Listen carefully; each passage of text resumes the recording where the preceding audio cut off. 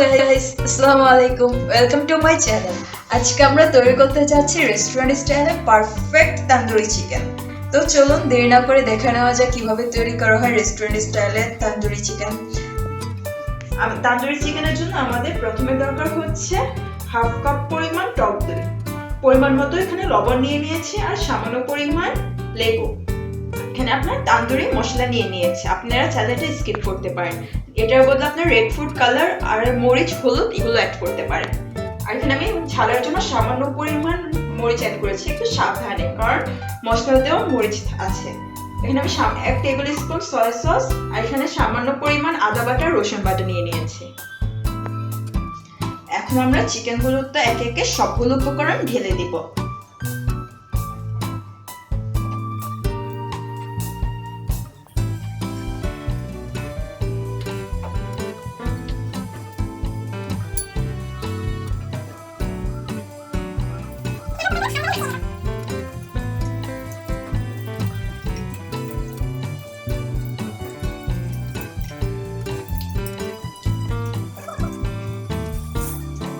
আমাদের মাংসগুলো মাখানো শেষ হয়ে গিয়েছে।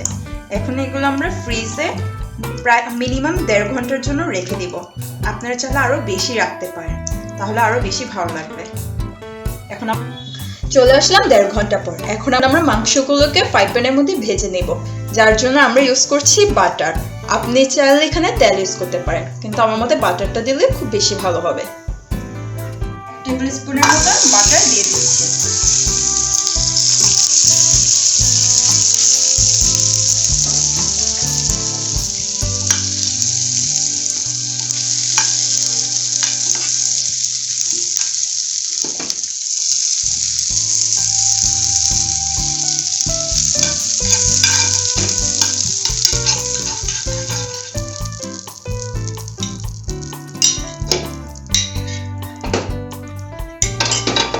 বাটারটি পুরোপুরি মেল্ট হয়ে গেছে। এখন আমরা আমাদের চিকেনগুলো ধীরে ধীরে দিয়ে দিব।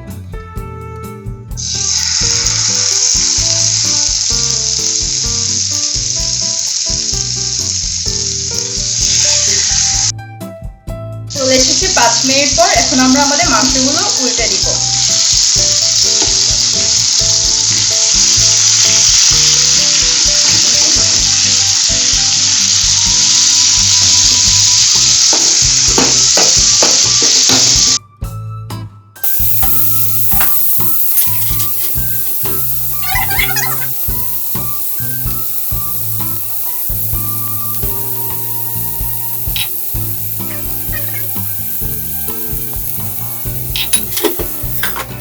তান্দুরি স্মোকি ফ্লেভারের জন্য আমরা এখানে কয়লা পুড়িয়ে নিয়েছি, যা আমরা এই বাটিতে দিয়ে দিব।